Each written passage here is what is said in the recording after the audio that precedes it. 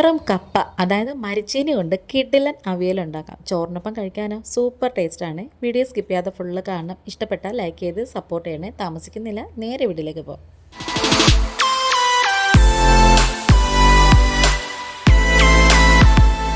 അപ്പോൾ ഇത് ഞാനിവിടെ 3 ചെറിയ കഷ്ണം മരിച്ചീനി എടുത്തിട്ടുണ്ട്. ഇനി അതിൻ്റെ ചുവട് ഭാഗവും മുകൾ ഭാഗവും ഒക്കെ കട്ട് ചെയ്തിട്ട് നമ്മൾ അവിയലിൻ്റെ കഷ്ണങ്ങളൊക്കെ നീളത്തിലല്ലേ അരിയുന്നത്, അതുപോലെ ഇങ്ങനെ 2 തുണ്ടായിട്ടോ 3 തുണ്ടായിട്ടോ ഒന്ന് കട്ട് ചെയ്തിട്ട് അതിൻ്റെ തൊലിയൊക്കെ ഇതുപോലെ ഒന്ന് പൊളിച്ചെടുക്കണേ.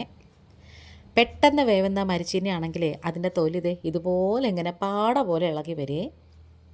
ഇനിയുണ്ടല്ലോ ഇതിങ്ങനെ ഒന്ന് മുറിച്ചെടുക്കണം. എന്നിട്ട് നമുക്കത് നീളത്തിൽ കട്ട് ചെയ്തെടുക്കണം.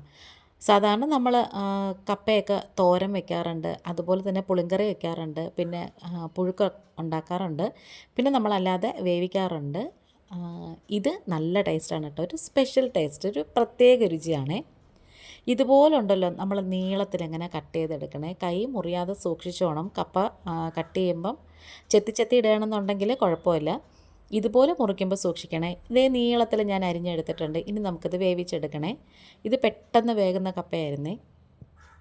ആദ്യം നമുക്ക് ഒരു തവണ തിളച്ച് വരുമ്പം വെള്ളം ഊറ്റി കളഞ്ഞിട്ട് അടുത്ത പ്രാവശ്യം നമ്മൾ ഉപ്പും കൂടെ ചേർത്തിട്ട് തിളച്ചിട്ട് നമ്മൾ ഊറ്റി അങ്ങ് മാറ്റി വെക്കണേ.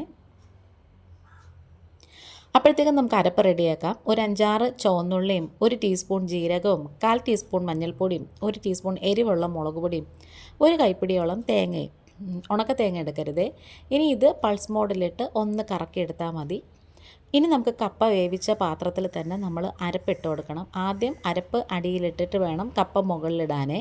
ഉള്ളി ഇതുപോലെ ഇങ്ങനെ ചതഞ്ഞ് കിടക്കുന്നതാണ് കാണാനും ഭംഗി, കഴിക്കാനും ടേസ്റ്റ്. പിന്നെ കുറച്ച് കറിവേപ്പിലയും കൂടി ഇട്ട് കൊടുത്തിട്ട് നമ്മൾ ഊറ്റി മാറ്റി വെച്ചിരുന്ന കപ്പയുണ്ടല്ലോ അതും കൂടി ഇതിലേക്ക് ഇട്ട് കൊടുക്കാമേ.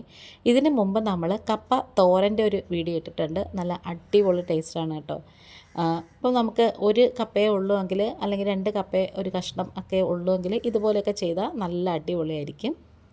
ഇനി നമുക്ക് തവിയുടെ കണ കൊണ്ട് കുഴഞ്ഞു പോകാതെ പതിയെ ഒന്ന് ഇളക്കി കൊടുക്കണേ. ഇത് നന്നായിട്ട് വെന്തിട്ടുണ്ട്, നല്ല വെണ്ണ പോലെ വേകുന്ന കപ്പയാണ് കേട്ടോ. ഇനി ഇതെല്ലാം കൂടി നന്നായിട്ട് യോജിപ്പിച്ചതിന് ശേഷം കുറച്ച് പച്ച വെളിച്ചെണ്ണയും കൂടി ഒഴിച്ച് കൊടുത്താൽ മതി. ഉപ്പ് കുറവായതുകൊണ്ട് ഞാൻ ഇച്ചിരി ഉപ്പും കൂടി ഇട്ട് കൊടുത്തിട്ടുണ്ട്. അപ്പോൾ എളുപ്പത്തിൽ തന്നെ കപ്പ അവിയൽ ഇവിടെ റെഡി ആയിട്ടുണ്ട്. ഇനി ഒന്ന് വെള്ളം തോർത്തിയൊക്കെ എടുത്താൽ മതി. ചോറിൻ്റെ കൂടെ കഴിക്കാൻ നല്ല ടേസ്റ്റാണ്. ഇത് മീൻകറിയുടെ കൂടെ കഴിക്കാനും അടിപൊളി ടേസ്റ്റാണ് കേട്ടോ.